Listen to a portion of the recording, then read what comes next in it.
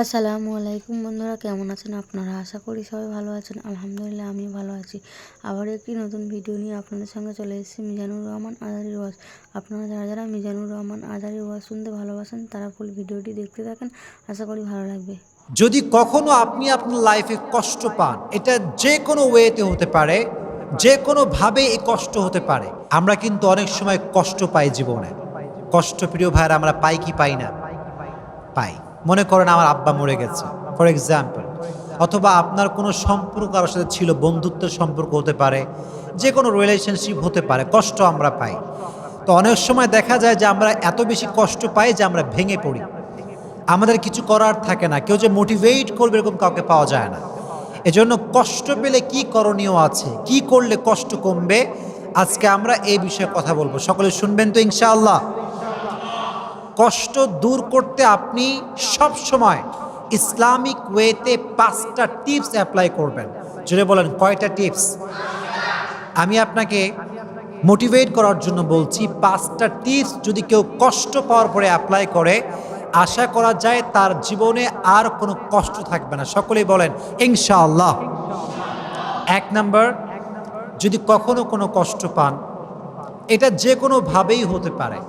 কোনো একটা সম্পর্ক ছিল, কাছের মানুষ কষ্ট দিয়েছে বা প্রিয় মানুষ কষ্ট দিয়েছে, কোনো একটা জিনিস হারিয়ে ফেলেছেন, অনেক কষ্ট পেয়েছেন আপনি। প্রথমে আপনি যে কাজটা করবেন সেটা হচ্ছে, you have to put your trust on your lord. আল্লাহর উপরে ভরসা রাখতে হবে যে আমার লাইফে ভালো যা ঘটে, খারাপ যা ঘটে, এটা সব কিছুই ক্ষমতা একজনের হাতে। তিনি কে? তো যখন কষ্ট পেয়েছেন, ভালো করে বলছেন, আমার দিকে তাকান। যখন কষ্ট পেয়েছেন আপনি, আপনি বলবেন, আল্লাহ যা হয়েছে ভালোর জন্য হয়েছে, তুমি যা করেছো এটা ভালোর জন্যই করেছো, আমার তোমাকে নিয়ে কোনো অভিযোগ নাই, আমার জীবনে যা ঘটেছে আমি সেটার জন্যই পড়ছি আলহামদুলিল্লাহ। সকলে একবার পড়েন তো মন থেকে আলহামদুলিল্লাহ। Put your trust on your lord. আল্লাহর উপরে বিশ্বাস করেন যে আল্লাহ আমার জীবনে যা তুমি ঘটাবা এটা নেওয়ার জন্য আমি প্রস্তুত, এটা আমি মন থেকে মেনে নিলাম। দেখবেন আপনার ভালো মন্দ সব কিছু যখন আপনি আল্লাহর উপরে ছেড়ে দিবেন যে আল্লাহ যা করেছে ভালোর জন্যই করেছে, দেখবেন যে আপনার যেই পেইন, আপনার যে কষ্ট, এটা অটোমেটিক্যালি হালকা হয়ে যাবে। সুবহানাল্লাহ পড়েন। আল্লাহর উপরে বিশ্বাস সকলে রেখে চলবেন তো ইনশাআল্লাহ। 1 নাম্বার। 2 নাম্বার যে কাজটি কষ্ট পেলে করবেন সেটি হচ্ছে, keep your self busy. Keep your self busy. নিজেকে ব্যস্ত রাখেন। কষ্ট পেয়ে গেছেন, আঘাত পেয়ে গেছেন, বউ ছেড়ে চলে গেছে, এটা রিলেশনশিপ ছিল, ব্রেকআপ হয়ে গেছে, যে কোনোভাবে আপনি কষ্ট পেয়েছেন, কিপ ইউর সেলফ বিজি। নিজেকে কাজে ব্যস্ত রাখেন।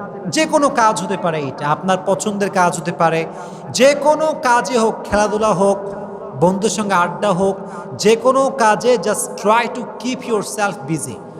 নিজেকে ব্যস্ত রাখেন, দেখবেন কষ্ট হালকা হবে। আর যদি একা মন মরা হয়ে বিষণ্ণতায় ভোগেন, কেউ নাই, কেউ ভালোবাসে না, কেউ দেখে না, কেউ লাইক কমেন্ট করে না, কত কষ্ট জীবনে, যদি এই একা একা থাকেন, দেখবেন এই পেইনটা আস্তে আস্তে আরো বাড়বে, এটা আরো ডাবল হবে। এজন্য try to keep your self busy. নিজেকে যে কোনো কাজে ব্যস্ত রাখবেন, পারা যাবে ইনশাআল্লাহ। 2 নাম্বার আমল, 2 নাম্বার টিপস।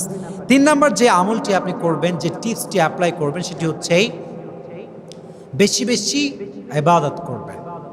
বেশি বেশি কি করবেন? ইবাদত করবেন। এটা হতে পারে কোরআন তেলাওয়াত। মনে করেন আপনি অনেক কষ্ট পাইছেন, আপনার বন্ধু বান্ধব, আব্বা আম্মা পাশে কেউ নাই, আপনি টোটালি ডিপ্রেসড এবং আপনি ছ্যাঁকা খাইয়া বেকা, অবস্থা খুবই খারাপ আপনার। এই সময় আপনি সবাইকে শেয়ার করবেন না বিষয়টা, কোরআনটা হাতে নেবেন, সুন্দর করে অজু করে গোসল করে কোরআন তেলাওয়াত করবেন, কোরআনটা বুকের সঙ্গে একদম চেপে ধরে রাখবেন। দেখবেন, আল্লাহর কসম করে বলতে পারি, কোরআন আপনাকে যে সুখটা দিবে, যে শান্তি দিবে, যে পিস অফ মাইন্ড দিবে, যে পিস অফ হার্ট দিবে, আল্লাহর কসম পৃথিবীর কোনো স্বার্থবাজ মানুষ আপনাকে সেই শান্তি দিতে পারবে না, অসম্ভব এইটা। এজন্য যখন আপনি কষ্ট পেয়েছেন, কোরআনটা হাতে নেবেন, মন খুলে কোরআন পড়বেন। রাজি আছেন ইনশাআল্লাহ? অথবা ঠিক ভোরবেলায় উঠে তাহাজ্জুদের সময় উঠে জায়নামাজটা বিছিয়ে তাহাজ্জুদের জায়নামাজ দাঁড়ায় যাবেন, আল্লাহকে সব কষ্ট বলবেন, কান্নাকাটি করবেন, আল্লাহকে আপনার কষ্ট বলবেন। Try to worship more and more, বেশি বেশি ইবাদত করবেন, দেখবেন যে কষ্ট আপনার জীবনে ছিল এটা হালকা হয়ে যাবে। তাহলে 1 নাম্বার বিশ্বাস আমরা জানলাম, 1 নাম্বার উপায় জানলাম যে বিশ্বাস রাখতে হবে। 2 নাম্বার জানলাম নিজেকে ব্যস্ত রাখতে হবে। 3 নাম্বার জানলাম বেশি বেশি ইবাদত করতে হবে। বলেন বেশি বেশি কি করতে হবে?